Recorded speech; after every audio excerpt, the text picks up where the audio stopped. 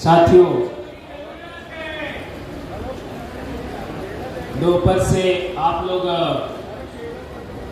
देश भर से आए सामाजिक कार्यकर्ताओं को सुन रहे हैं। यूएनओ से आए कुलमन चौधरी और हमारे विधानसभा के उपाध्यक्ष की भी बात आप लोगों ने सुनी। सबसे पहले तो देश भर के आदिवासियों को नागपुर में आमंत्रित करने के लिए सभी प्रभावशाली सामाजिक कार्यकर्ताओं को आमंत्रित करने के लिए बिरसा ब्रिगेड और आदिवासी विचार मंच के साथियों को हम धन्यवाद देना चाहेंगे। और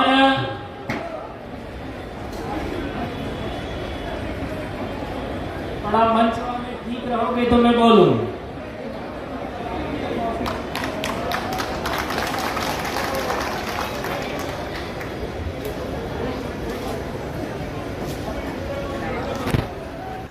मैं अपनी बात कहने से पहले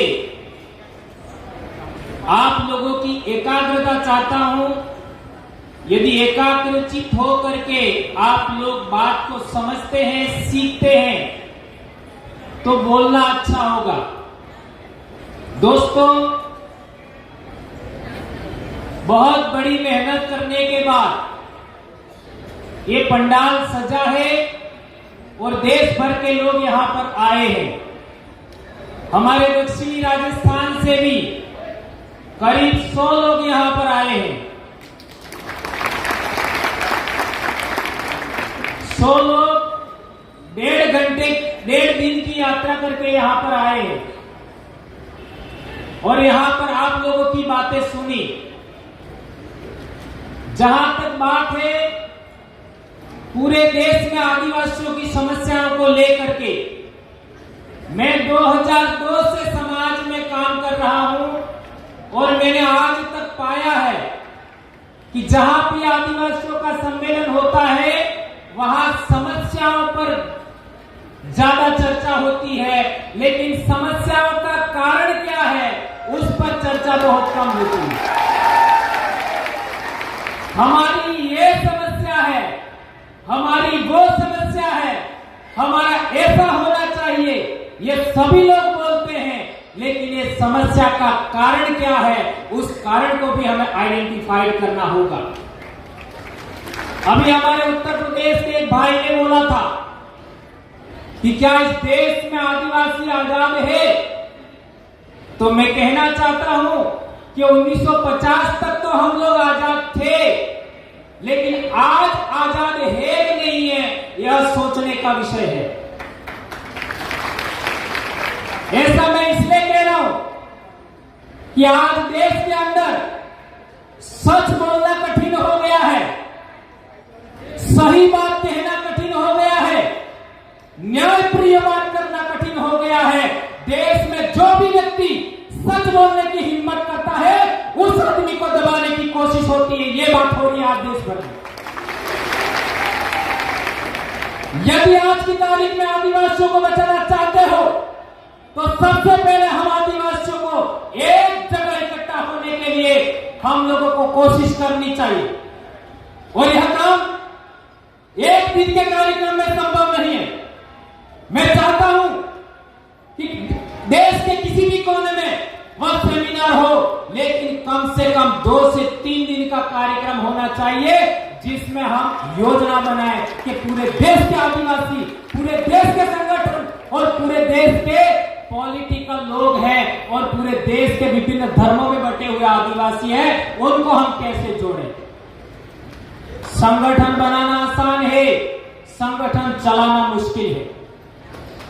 कोई भी संगठन देश में आदिवासियों का 4 साल से ज्यादा प्रभावशाली नहीं रहता। उससे पहले उस संगठन को खत्म करने की योजना चलती है और लोग फिर निराश होकर के दूसरा संगठन खड़ा कर देते हैं। ऐसा हमें नहीं करना।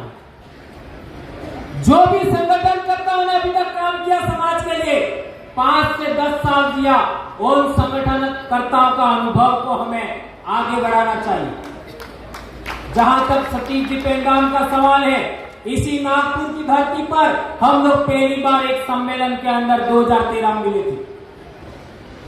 इसी तरीके से हम लोग पूरे देश भर के अंदर विभिन्न सामाजिक संगठन और विभिन्न आपके जो मूवमेंट है उनके अंदर हम लोग सभी सामाजिक कार्यकर्ताओं को सुना और सुनने के बाद अंततः हमने फैसला लिया कि हम लोगों को सामाजिक विचारधारा को इस तरीके से पेश करना चाहिए, इस तरीके से विकसित करना चाहिए कि विभिन्न पार्टियों में बटे हुए लोग हैं वो भी हमारी तरफ आकर्षित होना चाहिए, विभिन्न धर्मों में बटे आदिवासी हैं वे भी हमारी तरफ आकर्षित होना चाहिए, विभिन्न संगठनों में बटे हुए आदिवासी हैं वे भी हमारी तरफ आकर्षित होना चाहिए और विभिन्न रीजनल में बसे हुए आदिवासी हैं वो भी हमारी तरफ आकर्षित होना चाहिए, केंद्रित होना चाहिए।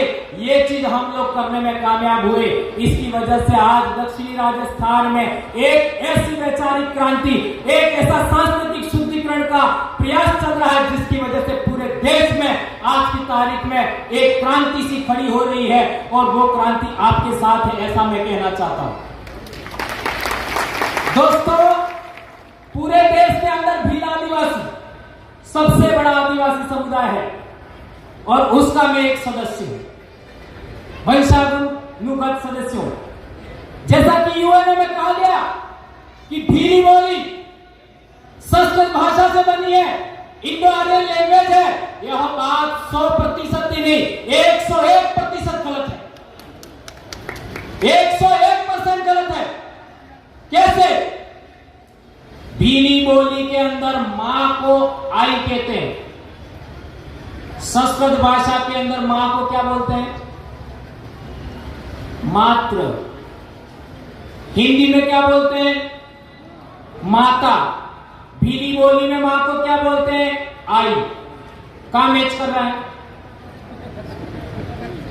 राजस्थान से लगा करके कर्नाटक तक आदिवासी लोग अपनी मां को आई बोलते हैं। कहां है? दूसरा उदाहरण, हम आदिवासी लोग दक्षिणी राजस्थान के अपने पिताजी को आतो कहते हैं, आतो। संस्कृत भाषा के अंदर पिताजी को क्या बोलते हैं? पित्र। हिंदी में क्या बोलते हैं? पिता। कहां मैच कर रहा है? मैच नहीं कर रहा है। भीली बोली के अंदर बहुत सारे ऐसे शब्द हैं जिसको हिंदी में लिखा नहीं जा सकता, जिसको संस्कृत में लिखा नहीं जा सकता, इवन अंग्रेजी में भी लिखना संभव नहीं है। बहुत सारी महिलाओं के नाम मीरा होता है, मीरा। मीरा को आप हिंदी में नहीं लिख सकते, अंग्रेजी में नहीं लिख सकते, संस्कृत में नहीं लिख सकते। इसी तरीके से दो नदियां या दो नाले मिलते हैं, उस जगह को बेल कहते हैं।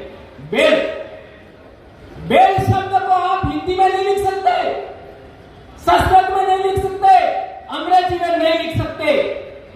कैसे कह सकते हो आप भीली बोली है, वह संस्कृत भाषा से निकली है या फिर इंडो आर्यन लैंग्वेज है?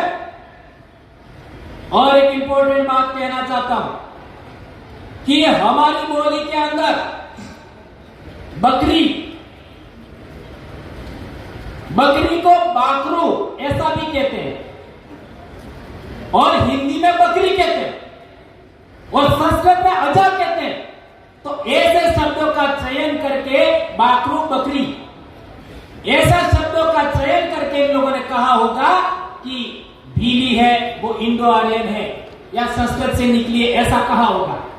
तो मैं आपको कहना चाहता हूं, मेरी अनपढ़ मां जो कभी स्कूल नहीं गई वो बकरी को लिए दो शब्द इस्तेमाल करती है, बाकरो और साड़ो। साड़ो, साड़ी, ये राजस्थान से छत्तीसगढ़ तक साड़ी या छेली बोलते हैं बकरी को। सही कह रहा हूं, गलत कह रहा हूं? तो साड़ो ये ओरिजिनल भीली वर्ड है, ये ओरिजिनल इंडिजिनस स्पीचेस का पार्ट है। बकरी है यानी बाकरू जो हम बोलते हैं, यह शब्द ये संस्कृतिकरण की वजह से, लैंग्वेज का संक्रमण होने की वजह से आया होगा, ऐसा कहा जा सकता है। एक और भीली बोली में एक शब्द है, हम आदिवासी कैसे हैं, उसके लिए हमारे वहां एक कहावत सी है, वो आपके सामने में रखना चाहता हूं।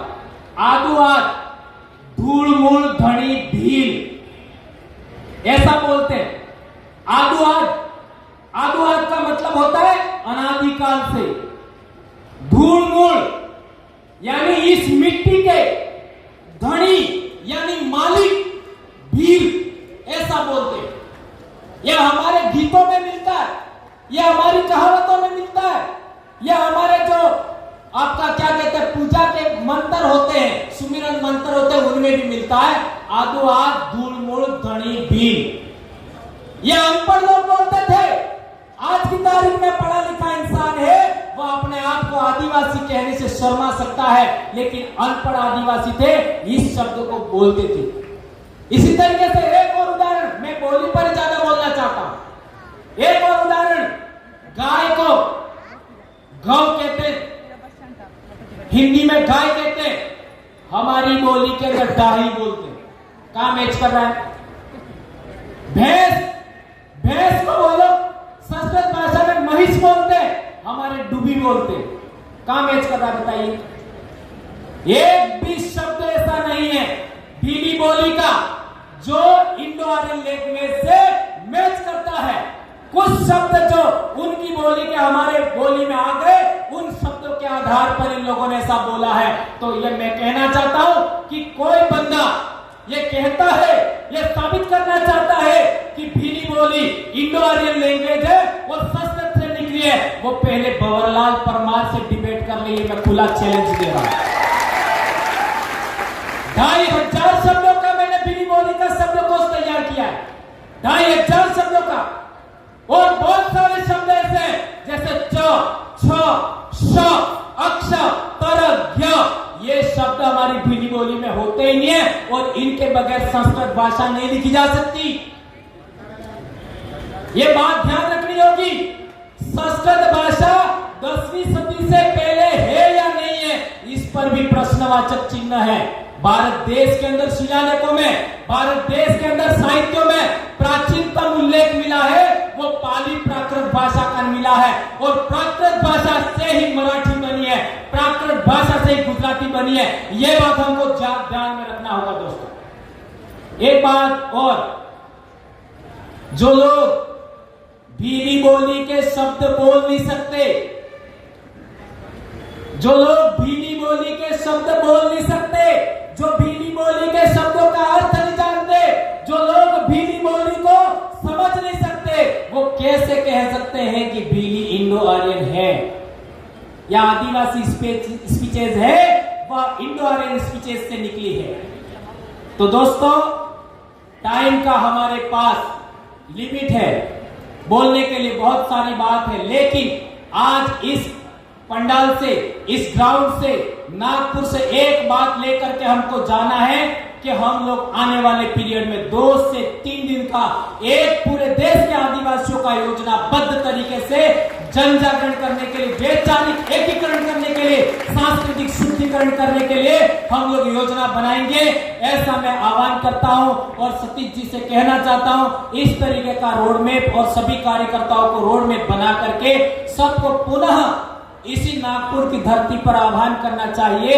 हम लोग पिछले 13 सितंबर को 100 से 150 लोग छत्तीसगढ़ रायपुर गए थे। यदि ये अनाउंस पहले हो जाता तो ये जितनी संख्या दिख रही है, इतनी तो अकेले राजस्थान से होती है, अकेले राजस्थान से। इतनी सी बात मैं कहना चाहता हूं। धन्यवाद। जय जोहार। एक नारा हो जाए, जय जोहर का नारा है। 2 हाथ ऊंचा करके, मेरी आवाज बहुत भारी है। जय जोहर का नारा है, जय जोहर का नारा है। आदि अबू आदि सुन रे, अबू आ रहा